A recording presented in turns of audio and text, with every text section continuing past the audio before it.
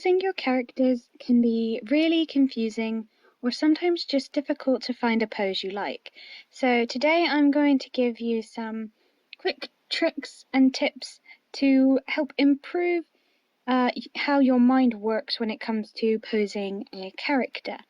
Or anything really, just the overall shape of the human form or semi-human form, that type of thing. Really depends what you draw, to be honest. But this will help you, and I found that they've been very helpful to me. So yeah, I will share that with you. Now, there are two different ways I found that are really good to help generate ideas and improve the way of thinking when you're trying to pose a character. And life drawing is definitely a big thing, like actually getting a real person to model for you. I did it a lot in college and all throughout university. And due to quarantine, I haven't actually been able to go to any sessions because you can find them all over sometimes. And sadly, haven't been able to do any. So, not the greatest, but there are other ways to help with posing and practice, which is what I'm doing right now, called the line drawing, where you just make random lines all around your page, and then you got to pretend that those lines are the spine of your character. So from the head to the hips to the legs to the arms, they can be anywhere, but you have to follow the shape of the line in order to get like a good dramatic, sometimes horrifyingly bent pose. It really, as it's just for fun, so you don't have to think too seriously about it as you're doing it, but you'll realize doing it little by little over time that your way of thinking of like, where does the spine go? Do the hips go here? Does the head go here when they're positioned like this? That type of thing will come to you so much easier. And I found that it helps, it's helped me quite a bit. And I found that sometimes some of my favorite poses have come from doing this. Another way of doing it, if lines aren't really your thing, or you want to try and get more of an angle or perspective view from your poses, is the shape drawings, as I like to call them, where you get random shapes, like I've done here, and you try to squeeze a character or a pose, or try to make a pose from that shape using a character in them. And this can be a little bit more tricky because depending on the random shapes you pick, I picked quite a few different ones, and they're all slightly irritating to me. I've had to undo a few of them just because they didn't look quite right. Like they looked like, well, as you can see, some of them just did not look human. But if you don't really draw humans, then, you know, this might actually be a better way of doing things for you.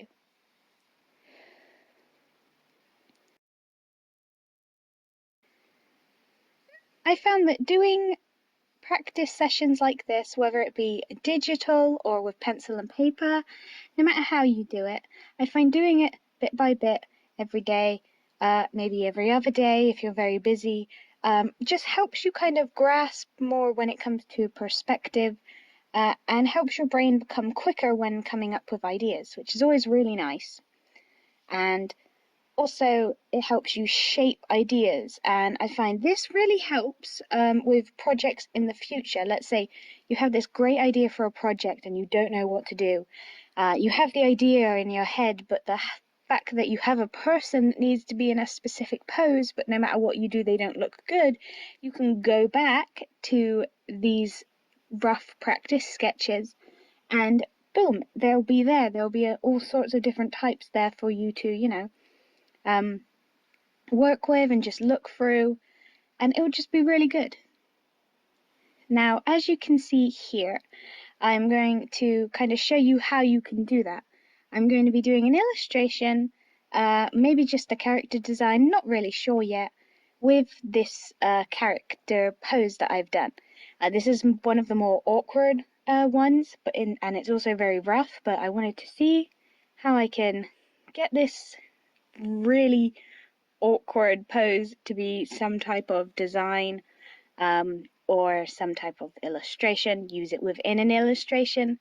I have been watching a lot of JoJo's Bizarre Adventure lately. That's been very good when it comes to breaching the gap of what a person is meant to pose like, definitely. I'm still a noob to it, but it's very good. Now, as I've been trying to portray how this character would be, I've been writing down notes as well, and I found writing down notes is always a really big help, whether it be digitally or, in a sketchbook. I do both. And it just kind of gives you a good idea. You don't feel like you'd forget anything. It's just very nice to do, and I find sometimes this has actually happened with quite a few of my friends. They have so many ideas and they don't write them down. I'm like, write it down. They're like, oh no, I can remember it. No, you can't. You're the brain of a goldfish. That sounds harsh, but it's true. In the nicest way possible, I mean that.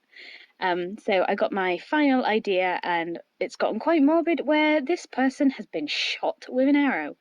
Why? I don't know. It's because of the way the spine has worked, and I feel like the pressure of the arrow is kind of just so forceful that it's kind of pushing them back, and because it's hit them somewhere slightly in the chest, right between the bosoms, that it's just, that spine though, and I feel like that's what you're kind of meant to feel like, the slightly less uncomfortable, ouch, that's kind of like really dramatic kind of pose. If like, something gory like that happened, like someone being shot with an arrow. But considering that they're being shot with an arrow, which I find is a lot nicer to do for this specific illustration, because the arrow is more visible than, let's say, a bullet, and I can be a bit more creative with arrows, because you've got so many different types of arrows, and then I could think of different types of weaponry, where this character could be if they're going to be shot with an arrow. And I'm instantly drawn to one of the D&D games I've been playing recently, where my bard character is constantly almost on the brink of death because of her freaking stupidity, and I love it. So we're gonna make a kind of D&D themed, maybe, where this character will be maybe walking along, doing her own thing, who knows, and then just bam,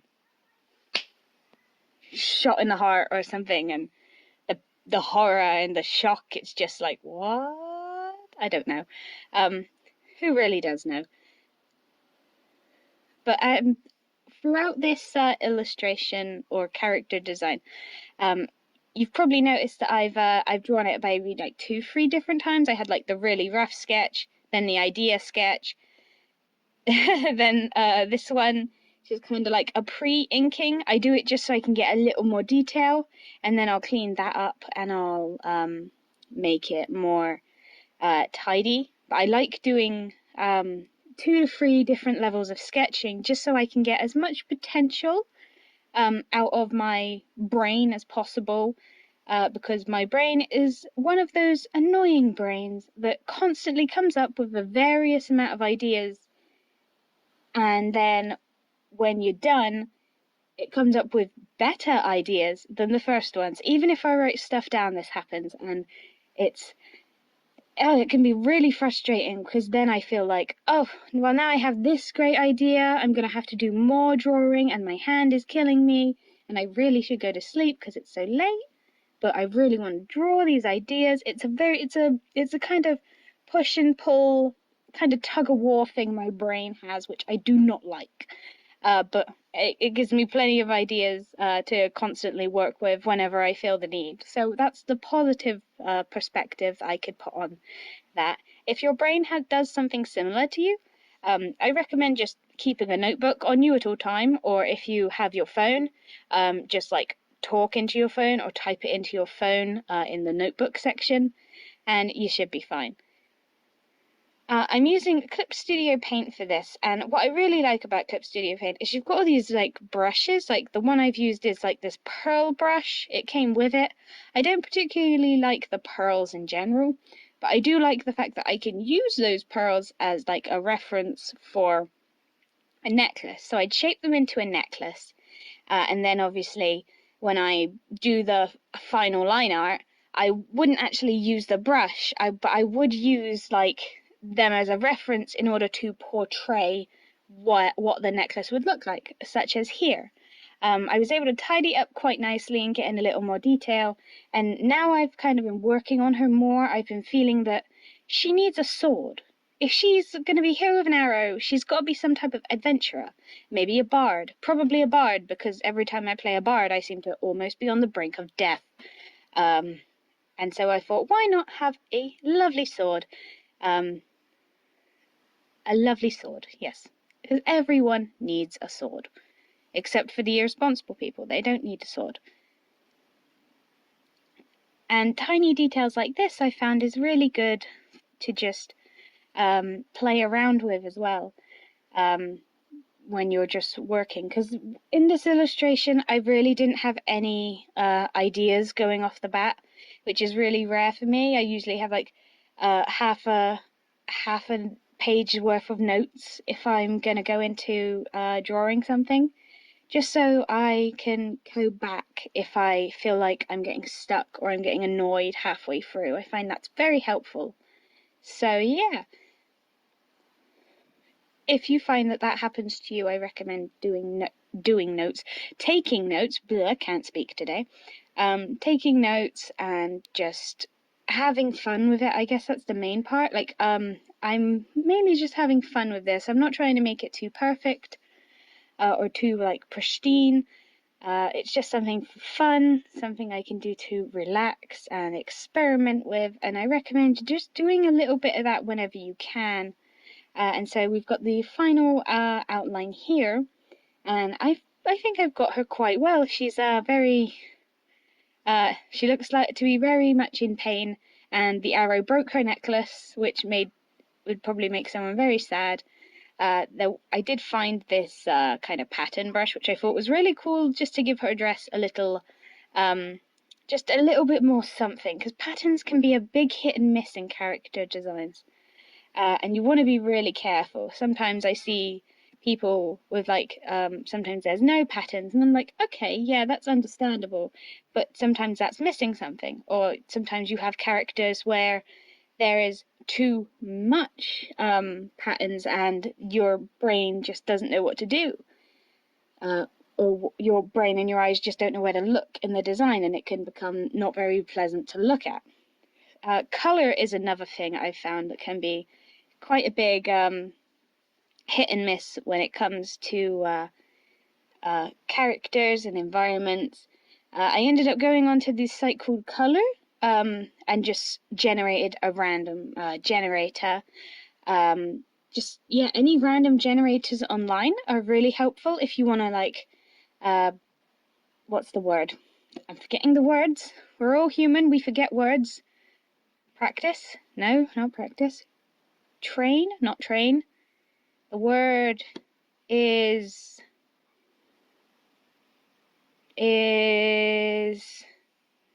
challenge. That's the word. If you just want to like challenge yourself, that's what I decided to do here. I had quite a limited color palette, although I was very happy for the 2 shades of purple I got. I might have to be a little bit cheeky with some of these colors just to modify them a tiny bit. Just so, because I have a feeling that the cream boots won't work very well, and black just seems a bit harsh.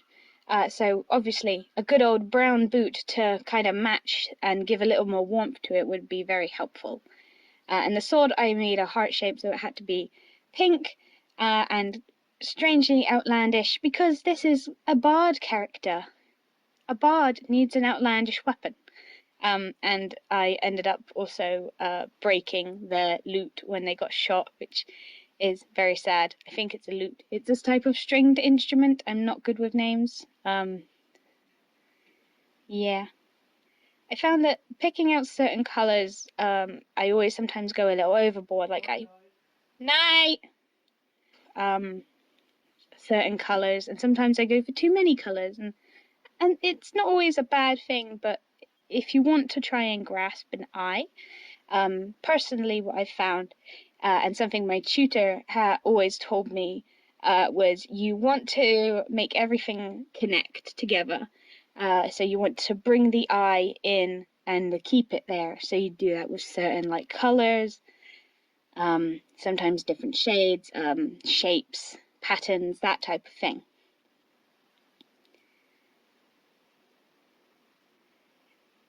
And so now I've decided that I'm just going to go way overboard from what I've planned, and I'm just going to see what I can do from this character now that her design and her colour scheme is pretty much done. Obviously, if I made this into a scene, it would be very dramatic because she is being shot with an arrow. And obviously her lute is broken and she's just shocked, and the pressure is just, it looks like her spine is just cracked all the way back from the pressure, which means that whoever is holding the bow and arrow is very good with their aim, or very good with their strength. And so you'd have to think, if this was a scene, what would be going on? What would the tone be? What would the mood be? How would you like portray this specific event? And that's kind of what was going through my brain while I was thinking this, because for some reason I can't do anything simple. This was just meant to be a simple video of how you can use your poses to make more adventurous, using shapes and lines to make more adventurous poses pretty much. And instead I'm now rambling about how you can do that and make a scene. So yeah. Also, simple backgrounds, because why not? Just for the heck of it. Just for you guys. Oh god, it's late. I'm so tired.